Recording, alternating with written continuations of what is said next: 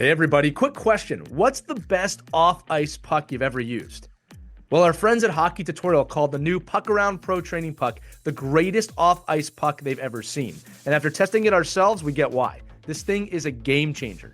It's the same size and weight as a real ice hockey puck, and it's been designed with a scientifically engineered core that gives you the same on-ice feel for puck handling and shooting off the ice.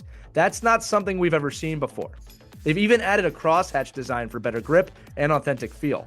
This is the most realistic off-ice puck ever and trusted by players and coaches, whether you're training in the driveway, on the street, or on the outdoor rink. We know this is something that you and your kids are going to want, so we put together a great deal for you. For a limited time, use the code OKPH at wraparoundhockey.com and you'll get a nice discount on a 2-pack of the Puck Around Pro Training Puck. Again, that's wraparoundhockey.com, or click the link accompanying this episode at any time. It's a tremendous gift for your hockey player and a great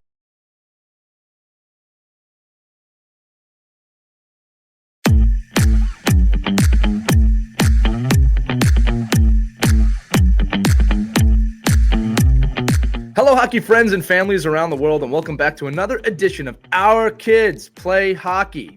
Still, they always play hockey. It never ends. I'm not going to lie to you. I was jumping on the show today, and Mike and Christie were already here, and they were having this conversation about Mike's kids looking at colleges, and Christie was talking about when her kids went to college. And I'm not going to lie to you, it scared the hell out of me, because my kids are 8 and 10, and the first thought that went through my head is I am not ready for this conversation. I'm not ready to think about this. I'm not ready to do this. And then I kind of did the math. And again, I'm sorry, my son's 11 now. I messed that up. It's 8 and 11. That's not that far off when you really think about it. I mean, if we're talking about going to college at 18, and Mike will get into this too, because if you want to play hockey in college, you're not going to college at 18. We're really 7 and 10 years away when, I'm entering a point in my life. You guys will laugh at this, but 10 years doesn't seem that long anymore. It doesn't seem like a lot of time. It just seems like it's kind of right around the corner. So the question popped in my mind, and this is what the episode's going to be about today, for Christie and Mike to discuss really with me, right, and all of you listening, obviously. 2 things. One is when you look at the end of the youth hockey journey, just kind of the end of the youth road, what would you maybe have done differently when the kids were 8, 9, 10, 11 years old? And then what advice do you have for parents in my situation? Because that really is not that far. And when you're in, mite, squirt, peewee hockey, you're in that world. And like right around the corner is college and other types of hockey or not hockey, right? There's a lot of different pathways here. None of them are correct. None of them are wrong, right? So guys, I'm just going to throw it back to you. I'm here with my hands up. Please, sir. Please, ma'am. Spend your knowledge on me. Let me know what to do. What should I be thinking about? What should the other parents my age be thinking about? Aside from the fact that we do actually have time, but what should we be doing? You don't have time. It comes up so fast. It'll be here before you know it. I can't believe when I look back how quickly the years. We hear that all the time, but it is so true, especially when your kids are into sports. It just flies. Yeah. So you got to. Yes, you have to enjoy the moment. We always say this, live in the present. Don't worry so much about what's down the road. But you got to think about it because as Mike is going through it now, before you know it, your kids have to make some pretty important decisions about what direction they need to go in. A lot easier for girls if they want to play hockey in college than it is for boys. As Mike and I were just talking about, it's pretty messed up for boys. It really is. Jump in, Mike. Yeah. I think it's it's actually well, Christie's right. I mean, for years and years and years, like when you're a non-parent, when you're just like a hockey director or hockey coach, and you talk about the whole process of youth hockey, and it's like, and every parent you talk to when they're 18 and 19, their 19 year old son or daughter, like, Mike, it's going to go quick. Like, yeah, it's going to go quick. It's going to be really fast. Says that. Yeah. I get, I'm sure it's quick. I'm sure you're, and I'm literally, it's like this time of year. And, I think I talked about this a little bit is, just even getting senior portraits together and, putting together slideshows of a high school career or, and it literally feels like it was yesterday where you put your kids on the ice and you got obsessed with, a sport, good or bad. And, maybe you like me, you're all in, like, your life was revolving around hockey. I have kids that are 6 years apart. So like for me, there's a little bit of a cushion in there because I get to now just kind of reset a little bit, and go through the process again, I guess. But, the question of, what would you do? How would you prepare for that? Or how would you look at that later on?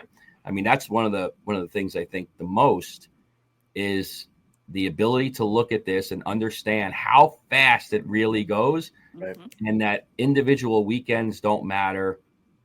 Individual seasons really don't matter as far as like where the development process is, but it does matter about, did you waste it or did you make the best of it? Right. Well, Yeah. And is your family happy? Is it working for you guys?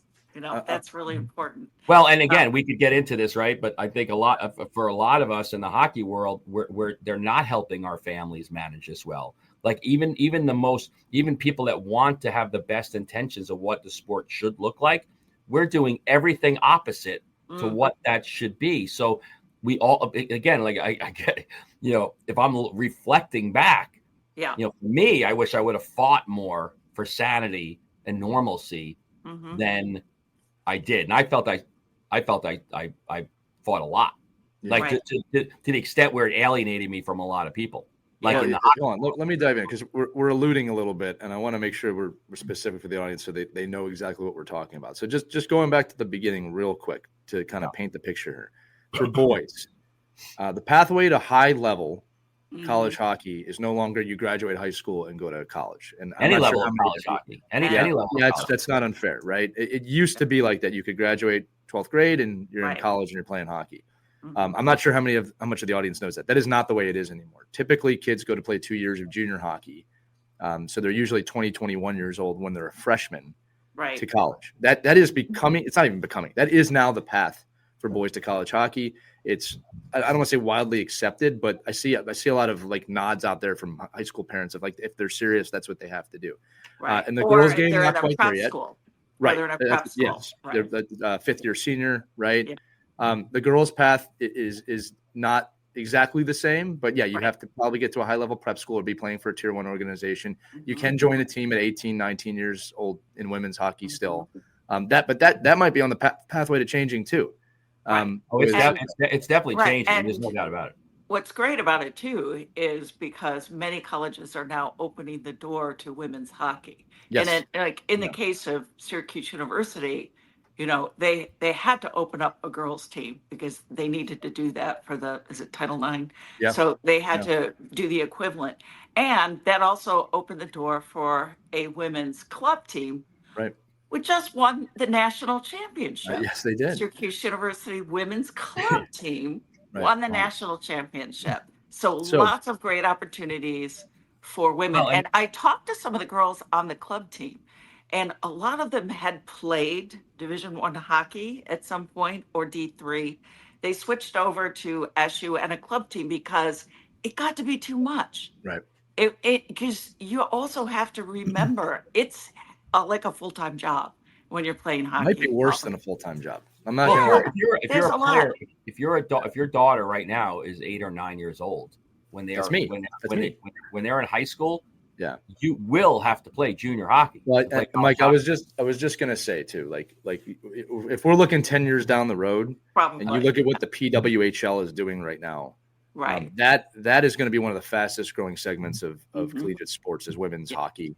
It already is. Well, now there's a new junior hockey league starting up for girls. There you go. So once that happens and the financial piece comes into play, then everyone's going to want to have a 19U, 20U, 21U girls feeder program, right?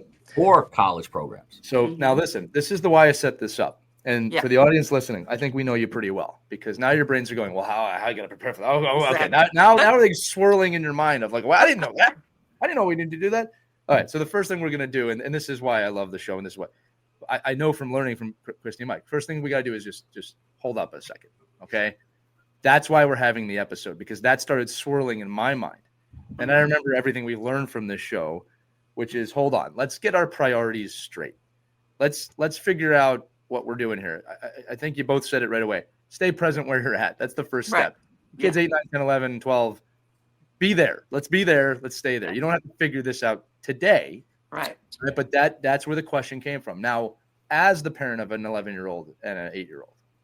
Now I'm asking both of you, what is the advice now to prepare for this? And I wrote down notes here. Again, hockey versus school, desire. Christie, you just brought up a great point. I think collegiate student athletes, I think it's more than a full-time job, right? I think it's harder than a full-time job. So It's very hard. Yeah. what are the things we should be doing to prepare our kids generally? And when I say prepare, gang, I don't mean prepare them for college hockey. You can't put that pressure on your kids right now. But what do we need to do as parents to go down that path? Right. They need to prioritize school and their studies. They really do. Because sometimes that gets lost in the shuffle. Oh, yeah, but we've got a tournament this weekend. Let's skip Friday. I know you have an exam. You really have to make it clear to the kids that school is your priority, getting a good education, working hard, making good friends, being socially responsible kids and good little people, good character education too. That is also important right now. You need to lay that strong foundation so that you can build upon that. Because if they don't have good grades, if they're rotten kids, if they're spoiled brats, they're not going to get very far in life. So that's the priority right now when you're talking about the 8, 9, 10 years, 10-year-olds. That should be your priority. And I don't think we do that well, Christy. I'm not going to lie to you, because I think that school's easy to skip in elementary school. Sure. Because it's like, oh, what are you learning about? The truth is this, though, that look, let's be blunt. You're all going to skip the school for the hockey tournament. Right. We're all going to do it. I do it. But it's what conversations are you having with the teachers when you do it? Because I always email. It's not, hey, we're going to be gone for a trip. It's my kid's going to be missing work. I want you to send me the work that he or she needs to do. We will do it on the road or do it ahead of time. The other thing, too, is that, and the teachers have been really great at our district lately. There's a form we have to fill out now that they actually ask us to find some educational opportunities on the trip. Fantastic. And I thought that was great. So like when we went to make sure you bring your kids into that conversation too. Oh, we did. That they know that, you're missing school, but I'm not thrilled about this, but we're going to make the best of it. And look, school is number one. So we're going to add some schooling on our trip. We're going to help. Yeah, exactly. Make sure we went to Lake Placid. My son had to kind of report back on that, and excellent. They made him kind of explain, like, well, this is where I was. This is the historical significance, which is like, this is valuable, right? This actually is valuable now. It's not we're just going for a hockey tournament, and there is some significance to Lake Placid. So that's one thing. Mike, let's sauce the puck to you. Look at you again. Because we're talking 8 and 9 years old. Yeah, we're talking. Yeah, again, and I think Christie's right. Though. Early. From the school point of view, I love it. But also from the social point of view, like, you don't need to miss other kids' schools events. You don't need to miss other priorities in your life, activities for hockey. Like, you don't now, and again, thank God for my wife, because I would miss all that. Like, I would just say Thursday morning, we're going to some cornfield hockey tournament. You'll never see another human, you're only going to see hockey players in a hotel. There's no educational value to this at all. And we're going to drive you to drink for the parents.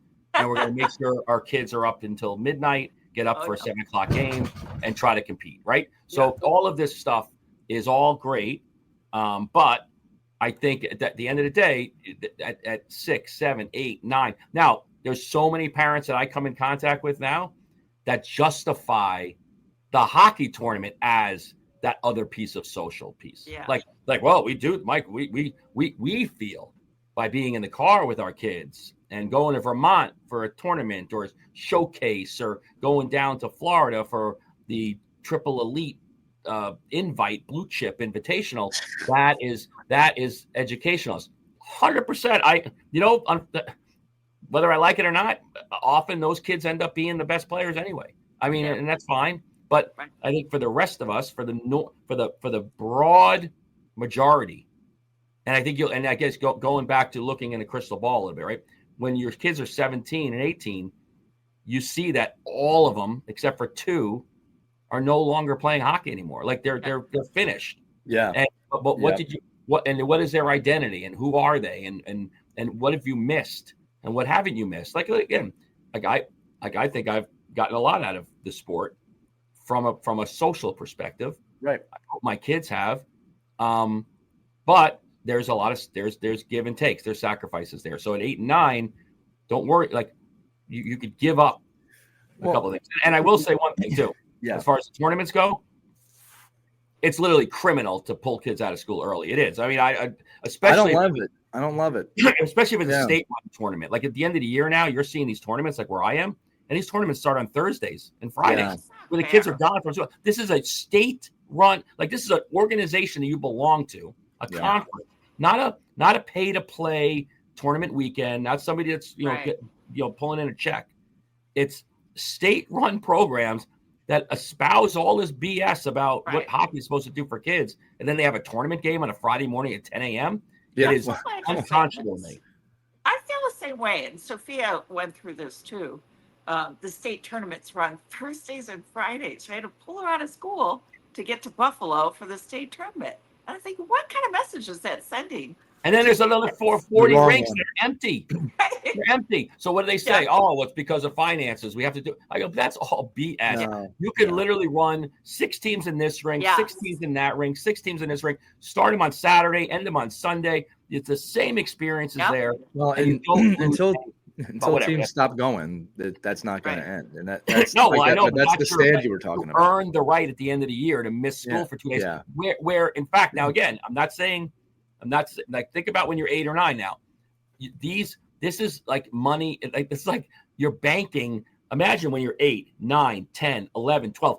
Every year for all these years, you've missed 12 days, 13 days of school, 14 days of school every year for 12, 15 years. And it adds up, and it just sets up a different standard. And people wonder why everybody's like, oh, hockey, like you see the jokes on Instagram all the time, right? Like, when you have a mom calling in Friday morning, they're like, oh, I gotta just call in. My son not feeling well today, and the lady like, writing down, hockey tournament. Hockey tournament, yeah. Where's the hockey tournament this weekend? And then we're lying. And then we're lying as parents. Let's talk about that as a tip. That's pretty ugly. Yeah, don't lie. Let's talk about that as a tip. Don't lie. Because you're lying because you're afraid the teacher's going to say like they need to be here. And the thing is, I'd be more afraid of the teacher saying they need to be here and me not being there as a parent. Because again, there's no game or tournament that's worth more than the school. Yeah, and again, get written up because it's not a sanctioned absence. So right. It's not, so I'm torn about that a little bit, right? Because I do think you can get educational pieces out of all this, and I don't know if on a Friday, like what I get upset about is if I make my kids go to school on a Friday and then I find out there was no teachers, half the class is gone, they watch the movie. I'm like, are you kidding me? That would really get me mad. Yeah, this is where the actionable advice. I'm like, I'm the only parent that sent my kid into school. Right. Let me ask you doing this. the right thing and keeping my kid in school, and it turns out you're showing a movie and there are no teachers there. It's a Friday. What? There's only so many times you can see Milo and Otis. Major burn. Let me ask this. Let me ask this to you because I think there's some actionable advice here. Like the lying to get out of school, I don't agree with that. I always try and have a really good rapport with the teachers. All right. And so we talk about it early in the year, like, Mike, you'll laugh at this, Christie, you too. Look, my kid plays hockey and this is kind of what this happens during the season. And I want to work with you to make sure that, the enrichment from the education is going to be there all year.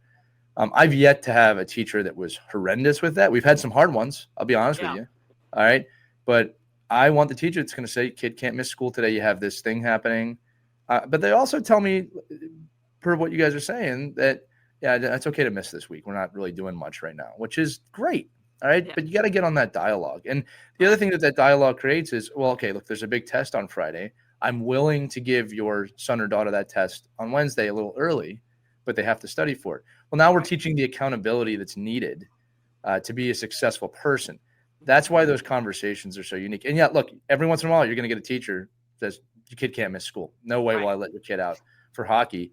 And look, that's adversity you're going to have to. We've all dealt with that with work. Nope, you can't miss today. Sure. You can't be sick today. Well, that's a whole nother question. Like, how the hell do these people do it? Like, how do you leave work on a Thursday? Like, how do 15 families not go to work on Thursday and Friday? Like, there has to be people that are linemen, or they dig, or they have a physical job, or they're hammering, or soldering. Like, does everyone have a remote Right. job? I mean, I think when these tournaments put their teams, their schedules together, like, oh, these are all stockbrokers that work from home. I'm like, are you crazy? Like, who does this? And so again, Right. 8 or 9 years old, it's not. I personally think you can miss a couple of hockey games, Right. show up late, maybe show up Friday night every once in a while, not to miss some important pieces of school, Right. band night, music, chorus, whatever. I mean, there's other things that are going on. I got caught once. So we had a tournament in Toronto, and I didn't want to miss it, and my husband couldn't take her, so I called in sick, right? And that, How do you do that? a You're on mistake. TV every day. right. So I made a mistake. We're up in Toronto. We're having dinner at Wayne Gretzky's. I don't know. It's the one with the hockey skate that opens up the door. It's 99. Yeah. Yeah. So I posted a picture of this door of the restaurant because I was so excited. I forgot it and called in sick. And I posted it on my Twitter account, which Oh my was goodness, it's my hockey Twitter You're account. a celebrity. What are you doing? You got to know better I than got that. called in Monday. I got in so much trouble. If you're gonna call in sick and go to a hockey tournament, you probably shouldn't post on social media Yeah. where you are in Toronto. I go, Or you got to do a I remote. had a sore throat. I couldn't talk. Yeah. I can take a picture and have a beer. I just can't do the news. Yeah. I hope you weren't that being like, guys, you don't understand. Again. All right. It's not because I was yelling all weekend. The Wayne Gretzky whiskey is really good. It was helping. It's rasping. Yeah. No, So like parents even can we're get in not trouble too. even we're not innocent with social media mishandling. Everybody thinks the kids do that. You can't just post anything you want online. Well, we No. find that out. Well, that's sometimes. what these kids do too, right? All these parents, they'll say like, "Oh, my Right. kid can't make it to one coach," and then they'll post it. They were at this thing. I'm like, how Yeah. dumb are you? Like, You know why what would- you're doing. Yeah. Oops. like, You know, I want to can't bring just- up another real point here. So let's just remind everybody how old, Christy, how old are your kids? I just want to give perspective here. Yeah. Sophia's in her early 20s and Joey's 29. There you go. And Mike, your kids are 17 and 11.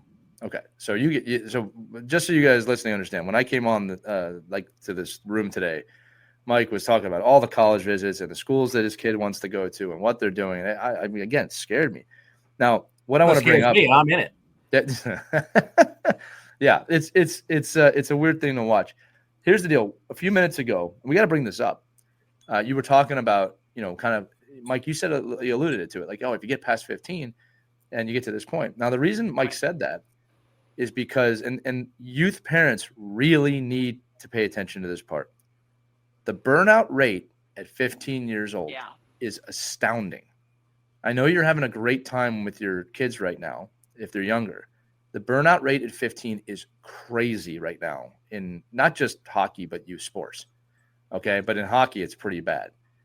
And I believe, and you guys tell me, that is due to the undue pressure that we're putting on these kids. And when they get to 15 and they are staring at college, man, it's overwhelming. Do I play hockey? Do I go to school? Do I not go to school? Do I go play juniors? Do I even want to play hockey? Do I want to have a life? Do I want to do other things? Right. We're not doing the best job of preparing, I think, our kids for that kind of crossover, that threshold.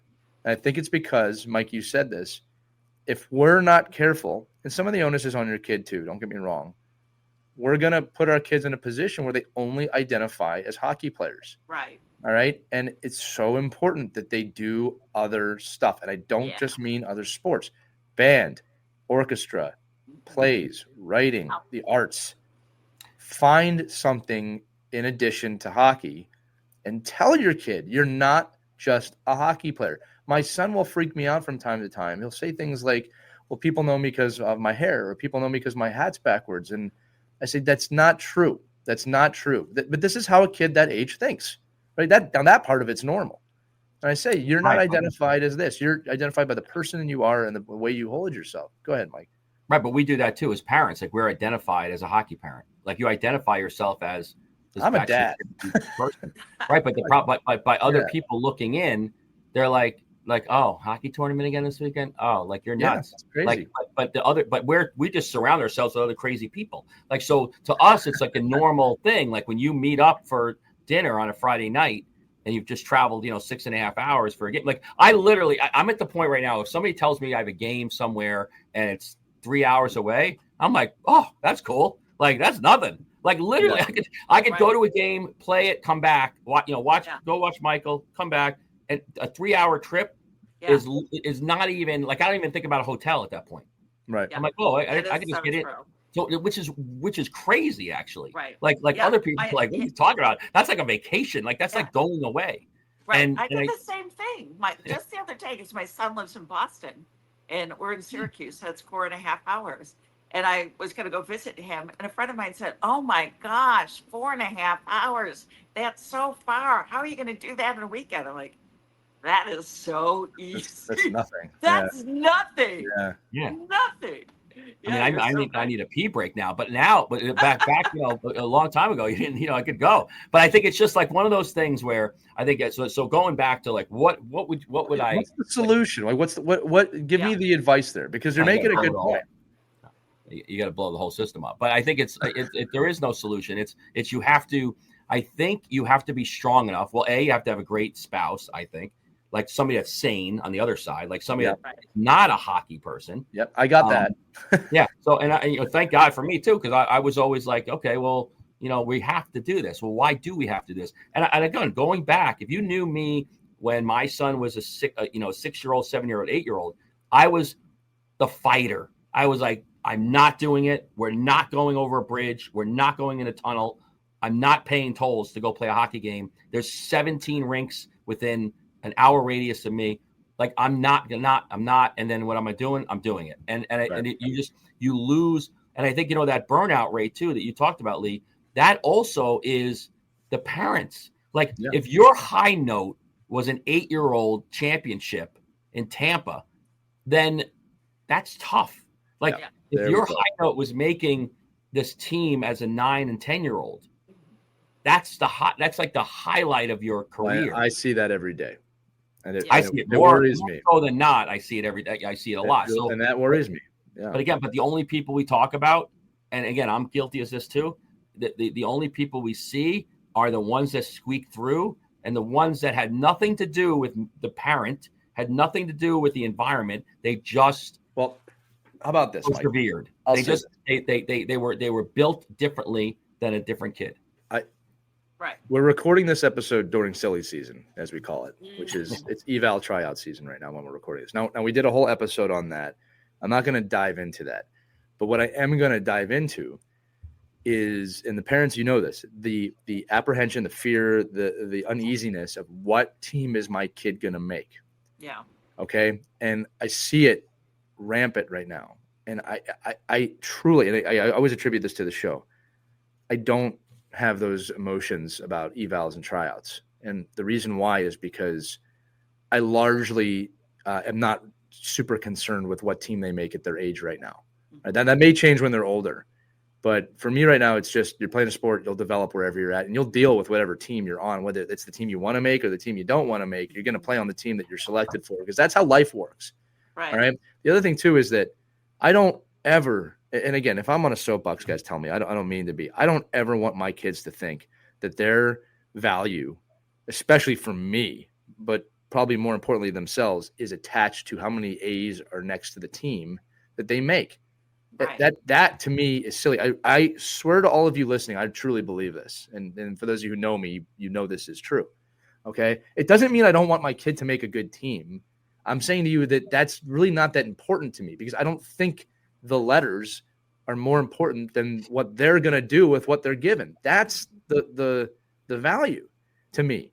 Okay. And again, when they get older and this gets a little more competitive, we'll deal with that then, because that's a different scenario. Because if you're trying to play junior or college hockey, then it does matter a bit what team you're playing for. But at 10, 11, it doesn't. And my final note on that, and I'll jump off it, is that if you as a parent are feeling that emotion, I'd say there's a 99 to 100% chance you're imprinting that by accident onto your kid. All right. If you're worried about what team they make, they're going to worry about it too. Even if you don't say anything, they're going to feel it. All right. Kids are like that. We were all kids at one point. Okay. So I think it starts also. And again, I always attribute what I'm about to say to this show. Okay, this show has taught me how to do that. You guys have taught me how to do that. Isn't something I organically did? All right, it was, what are you worried about?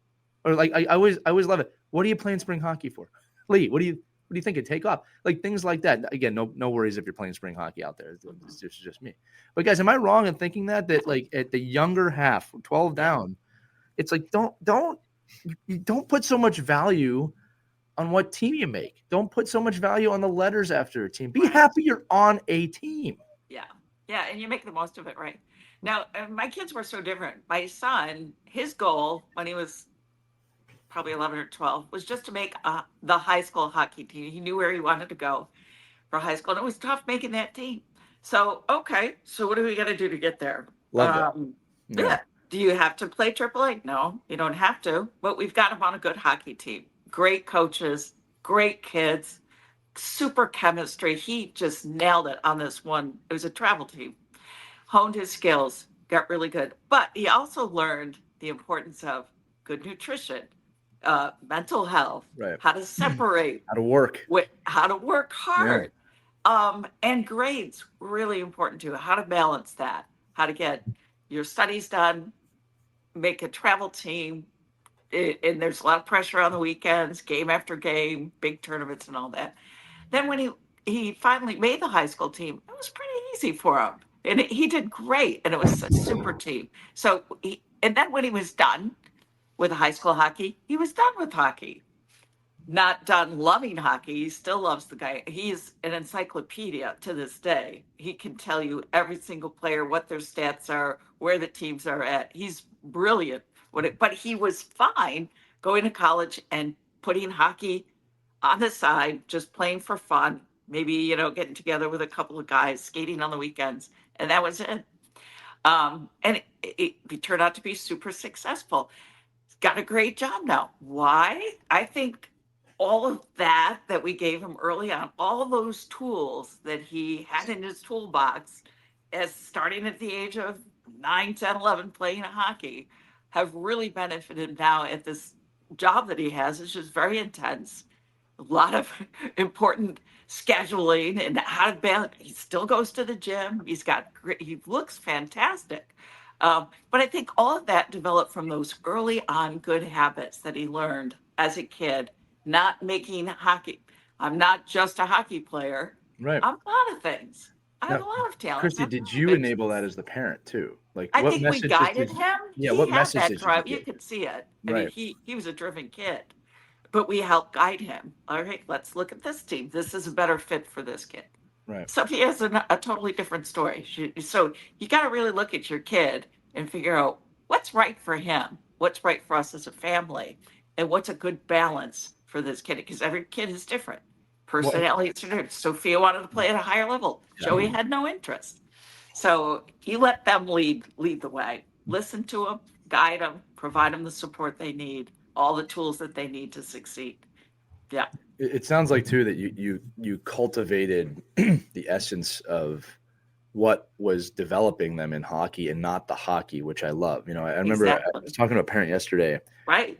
He's like, my kid's in the garage all the time. He shoots all the time. Yeah. I said, well, make sure you complement that, because that work, because that kid's from what I'm told, like the kid's not exactly where they want to be in hockey yet. And I said, yeah, right. But that's the stuff that turns that down the road. Exactly. Yeah. Right? It's their work ethic. Yeah. Mike and I say it all the time. You could be a AAA 8-year-old, 9-year-old, 10-year-old, 12-year-old. It doesn't mean you're going to be a AAA 18-year-old or whatever that is, right? It's not, once you've made. And you could be. You could be. You might not be. You don't know. That's the core is what what Christie's talking about is really comes down to the essence of why we play sport, right? The core is that you learn all of these other things that are associated with, being a successful adult and working hard. Now, if it happens to coincide with being a great hockey player and a great athlete, that's great. Yeah. But I think my my fear, because now that I work with so many kids now that, like, I think Christy, I think you got through the gauntlet of the social media iPhone world. Like, I think you were right at the end, like you were at the end of that, right? Yeah. I think there's so many right now that I talk to that this FOMO and this device piece and this never ending parental and player dance of what is everyone else doing Yeah. is what it's doing for our well, forget about what it does for society, but it's doing just for a hockey player, a kid that's trying to play and a parent that's trying to support them.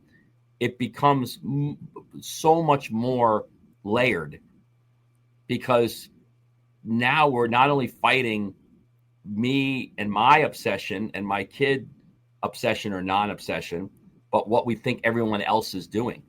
And it is a very difficult thing not to do what everyone else is doing. It just is. Yeah. And because you missed that one, blue chip invitational weekend, and you think it might Ruined be my career.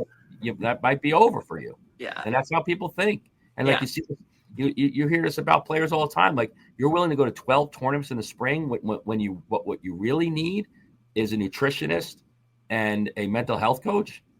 Like you don't need more ice time. You're good. But you need all this other stuff that you're not getting during the season. Like I say, especially if you're listening to this in the spring, like this is the time for development. This is the time to build on all these great attributes you may or may not have. But if you're of an 8, 9, 10-year-old, it's like just understand it does go quick. Right. And what you do today, it sets up the table for the next couple of years. Right. And it's always good to have, a good balance for your family too. As you were saying, Mike, it's so easy to burn out when you've got those crazy schedules and you're, traveling all over the place on the weekend and you're just feeling burnt. Take a break. Do what's right for your family, for your mental health, for each other. You don't have to do what everybody else is doing. You got to do what's right for you. Seriously. Well, I how know about that's this? hard sometimes, Huh? but you really need to pull the plug sometimes and just say, hey, you know what? We need a break. How about this too, Christie? It's just on the mental health front. If you need a break, you need to teach your kids through your actions, Exactly. right? Very And good. like that your kids see that. Like, no, I needed a break this weekend. Yes. Right? It's okay to take breaks sometimes. Exactly. Yeah, I mean, that's a message I don't hear anybody give their kids, right? Right. Of things like that. Like I just got back from a trip, coaching, ironically enough, on the West Coast, and I took a red eye home. And my kids got home, and it was a great. Don't worry, I spent a lot of time with them when I got home. But eventually, I said, "Hey guys, I need a little bit of a break right now. I really need a minute." Like, right. I tell my kids that, like, it's okay. Like, Yeah. it's not an angry. I need a minute. Get away. It's like Right. sometimes people, I need to decompress from it. You need to give me my space, and you guys can learn to do that too. It's a hard moment, but sometimes when my son especially is going through it, he'll say, "I need a minute." And it's like, I always kind of back up when he says that. I'm like, you know what? That's him trying to get control of the situation. All right. Exactly. Last question That's for great. me. Thank you. You got another question? Well, last thought Fire and away. question. I've been writing notes this whole time about this. There's this great saying that I've heard that the first third of your life, you worry about what everybody thinks of you. Yes. The second third of your life, you don't really care what people think of you. Yep. And then the last third of your life, you realize nobody really cared to begin with. Right. That's where I'm at. Right. Yeah. And I'm trying to get to that last third now in the middle of my life, hopefully. Right. And the follow up to that, and this is so funny because I mentor people all the time. It's that Don't be fooled by thinking that any of us know what we're doing. Nobody knows what they're doing. Right. If there's anything I've become more sure of, nobody has it all figured out. None of us know what we're doing. And if you think you do know, life is going to remind you very quickly you have no idea what you're doing. All right. You have no control. Who lives, who dies, who tells your story. For those of you Hamilton fans out there. Okay. You have no control, very little. And I think that's an important perspective to bring to this. All right. Because when it comes to our kids, we all want to provide them the safety of, hey, I know what we're doing. But we don't. And I think that the safety is in explaining to your kids, and this is kind of the question forming here for you two, that look, kids, on this journey, we're going to figure it out. That's the journey. We got to figure it out, the highs, the lows, but we don't know where we're going, and that's okay. I mean, I think the thing that scares me the most is when I meet a parent that says, yeah, this is what we're going to do. Play for this team for 3 years, then we're going to jump to this team. Then we do this, and the college is going to come up and you're going to do this. And I've heard that. And it's like, what the hell are you talking about? Exactly. Like you have no idea what's going to happen from injury, from burnout, from talent. You don't know what's going to happen to you. You know what's going to happen to your spouse. Like, I've done that. I've done that though. Like I've laid out like, okay, well, but again, what is like option A, B, and C? It can't be one path. Yeah, right? but that's life planning. That's a good thing. You know, like go ahead, Mike. Like that's the advice. You should. I should shut up. Go ahead. No. I'm just saying that there is. I mean, you're absolutely right though. There's the side of I'm all in. This is what we're doing. Here's your path. Right. And then, oops. You never learn how to skate. Yeah. You can't skate. Like or oops, you like you're a really great baseball player. I don't even like baseball. Like, so you can't be a good baseball player, but you love baseball, and that's you're hiding your bat in the corner, so I don't see it. Like, so I think it's just a matter of you could have the goals and the vision and the path, but then you have to say, but what if, then what? Like, if this happens, what are we doing here? Or let's pivot, because this opportunity didn't really come to where we want it to be. Right. But ultimately, if the kid and the parent are driving the end game, like, everybody, because you're never going to, and you say this all the time, Lee, with the kids you work with, like, you're never going to stand in a room and tell a kid he can't dream about being somewhere. Yeah, I can't stand people do that. So I was at a camp when I was coaching in college hockey, and there was a guy, one of our other coaches came up and like, okay, everybody stand up in the room. Okay, all of you are in the room. All of you sit down. Okay, this is who will play college hockey. And I'm going, these are 14-year-old kids. Like, I hate who that. the hell are you? Who are you to say that? And I think that's the same thing we have to be with our 8 and 9-year-olds. Like I want you to have a goal. Somebody's going to play pro, and somebody's going to play in college, and somebody's going to have a great career. And it doesn't, but that doesn't have to drive you all the way, but it needs to be a guiding light on how you determine it. Now, going back to what we said earlier, if you want to do everything you can not to get there, we do a lot of that. Like we do everything that you would say not to get. And we've interviewed how many people on the show that have said everything we're doing is going to not get our kids where we think the end game is. Christie, I got to jump in just real quick because Mike said something. I think if I have any pet peeve in this game, and there's plenty to have, I get really pissed off when I hear coaches, parents, players, anyone say, you're never going to make the NHL. We're never going to play pro. Please, for the love of God, do not tell your kids to not follow a dream. Right. Parents listening, it is insanely improbable that your kids will make the NHL. I know that. But why would you rob your kid of a dream? Right? Tell them the truth in the sense of, that's a great goal, and it's going to be really hard, and you're going to have to work, and there's no guarantees. Because when you tell your kid there's no point in trying, I mean, what the hell do you think that's going to do to them? You've literally just taught them to say, well, it's not going to happen, so there's no point in trying. Yeah, what's the point? Yeah, like what do you think that's doing to their psyche? Oh, it's too hard, so don't try. Anything worth doing is hard. And you're probably not going to succeed, but you will get so much further in trying than if you didn't. So again, I'm also not saying you should tell your kids, hey, you can make the NHL. You should never say that either. All right. But if their dream is, I want to play pro hockey, right? You don't say, well, you're never going to do that, or it's not going to happen. You say, that's a really good goal. It's a really hard goal. I just blows my mind. First meeting of the year. Hey, look, guys, none of you going to the NHL. What the hell are you doing? Like, what are you doing? They're playing NHL 25. They're playing that's all they dream about is making the NHL. And you're taking that from them? And for what purpose? Like that's the other thing, too. Yeah, what's the motivation? I don't even know what that accomplishes. Yeah. Like you think a 12-year-old's going to compartmentalize that as, hey, coach gets it.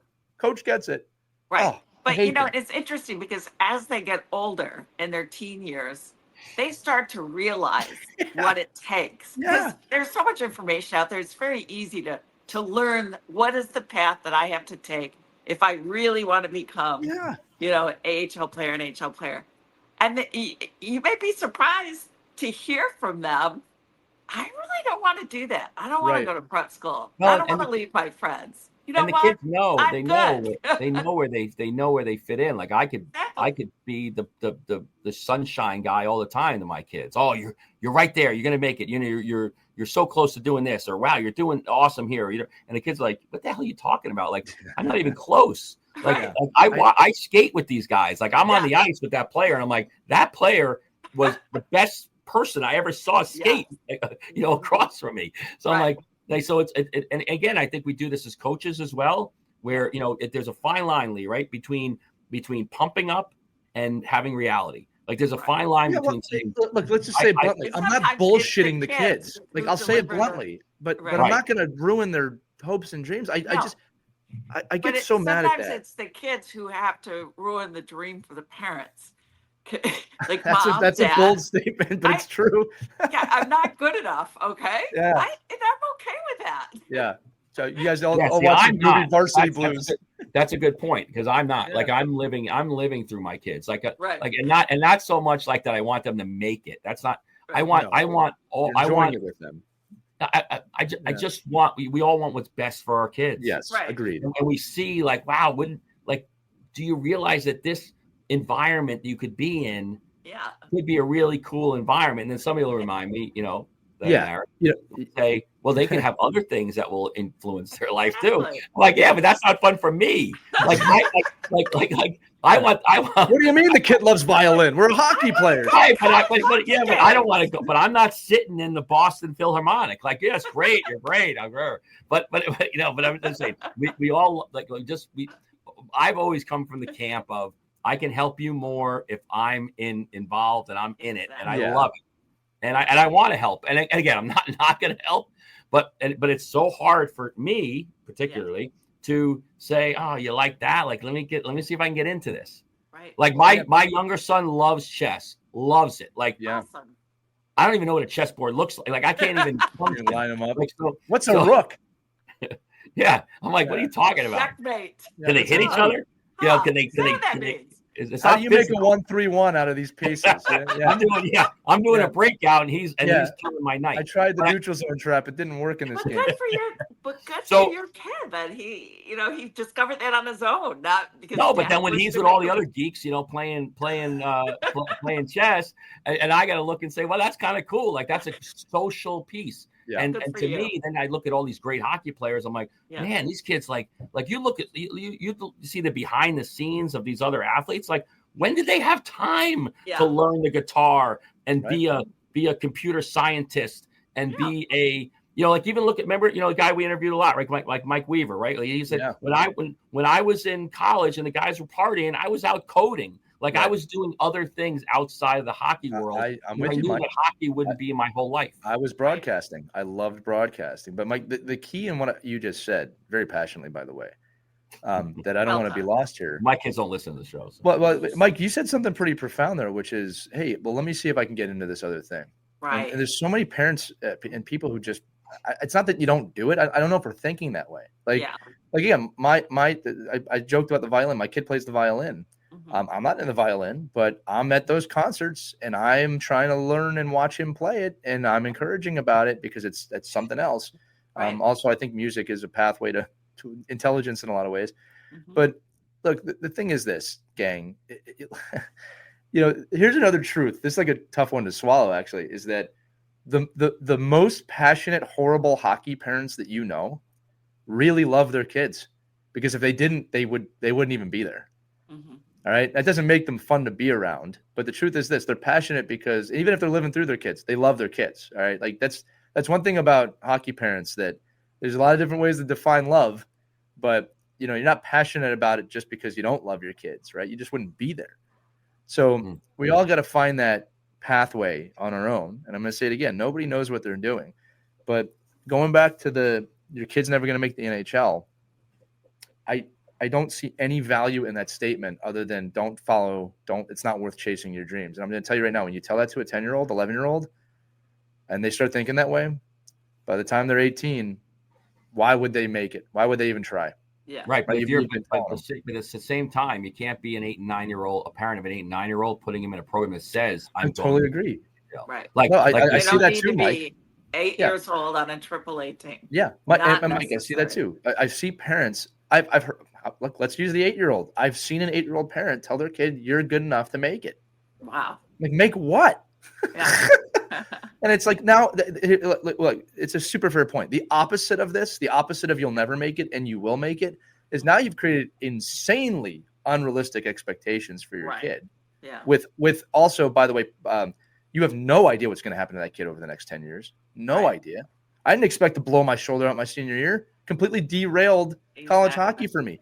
Now, Right. thank God that happened, because I never meet my wife. I don't have my kids. I'm not sitting here with you guys. I don't go to become a broadcasting major. Mhm. That was the path that was handed to me. Yeah. And I'm at this point in my life, I'm so thankful for it. Right. Right. But I didn't see that at the moment, but that's okay. Right. And All that's right. just life. You have to be prepared to, Right. pivot. And Right. sometimes life throws you some curveballs that Right. kind of tough to hit. So you got to figure it out. I'm going to try and say this in one sentence. I would rather my kid and kids not identify their success through making it, whatever that looks like, and more so how they responded to failure. Yeah. That is life Hmm. personified in the game. We say it Right. all the time. The ROI in this game is the life lessons. And if, Right. should your child succeed, I mean, again, Christie, your daughter did it. She went and played D1 college. All right. Should they succeed? Great. But your daughter is also one of the greatest human beings, your son too. She is a great kid. All right. Yeah, they're good people. I mean, they're Yeah, they tremendous. are Like, really we good. won't get into it, but Both the of them. Yeah. things that Sophia does for you, your family, for people. I mean, this is a tremendous human being. Yeah, she And is. she's not just a hockey player. Right. And she knows that. Yeah. Yeah. So, And now she doesn't play hockey. She's going to law school. yeah, but, trying something boring like law. But again, I think Yeah. I don't play hockey either. Yeah. So getting back to just sometimes what happened to you, Lee, sometimes things happen and you don't expect them. Yeah. They put Yeah. you on a whole nother path and you can learn from that. So you got to figure out how to make the most of what life has. You have to. And that experience, Christy, thank you. That experience taught me that. I mean, like, it was like immediately the NCAA teams that were talking to me, they were off the table immediately. Right. Yeah. Right. Because of the nature of the injury. And it's like, I had to deal with that. And it was hard. And again, that's another episode. But my point is that my parents prepared me to handle that type of adversity. And my passion for the game pulled me through. I'm going to say, too, I think if someone had told me younger, you'll never make it. Right. I mean, it's like, man, that would have turned that into more of a nightmare than. Although you can turn those situations around. I'll give you an example. I was a senior in college, and our guidance counselor wanted everybody to put into a hat what you wanted to do for a career. And so she stirs up the answers. Of course, I put in, I want to be a television news anchor. So she pulls up, nurse. That's a great occupation. You're going to get a job right as soon as you graduate from nursing school. That's great. Another one. Oh, an electrician. Awesome career. We have so many electrical jobs here in Syracuse. Excellent. Another one. Oh, you want to work at New Process Care, Chrysler. You want to work at GM, the car plant. Then she pulled up mine. Television news anchor? What? I don't know who wrote this down, but let me hold up the classified ads right here. Do you see television new anchor? No, nurses, the Chrysler plant, electrical engineers, blah, blah, blah. Do you see television news anchor here on the classified ads? What's needed? Employment ad. And I was all red-faced. You will never make it. Whoever wrote that, you will never make it. That's a ridiculous. I went out of there and I was like, I am going to prove her wrong. Yeah. And Christy, remind everybody what you do. And it made me more determined than ever. Remind everybody what you do. Is it? Yes.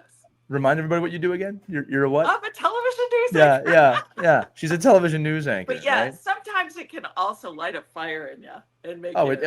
That's, being Italian, just listen. Don't even push me like that. I heard it all the time. You're never going to make it. You're never. That wasn't.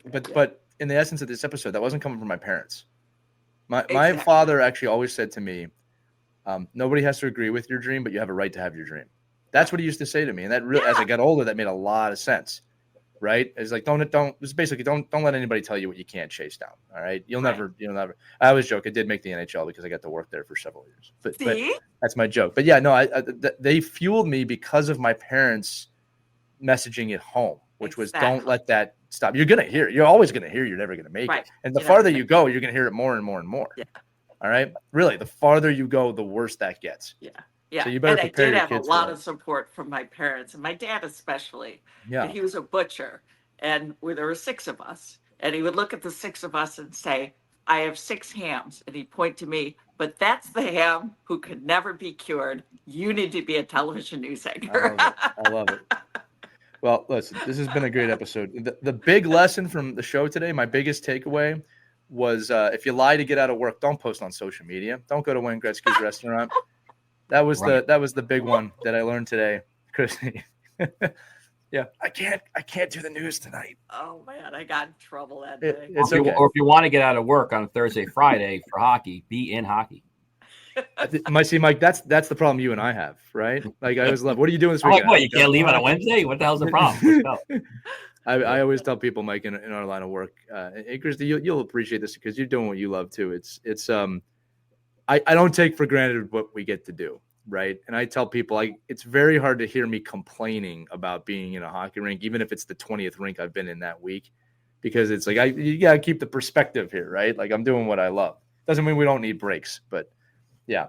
Again, don't lie to your bosses. It's not usually great. Christie's still a television news anchor, though.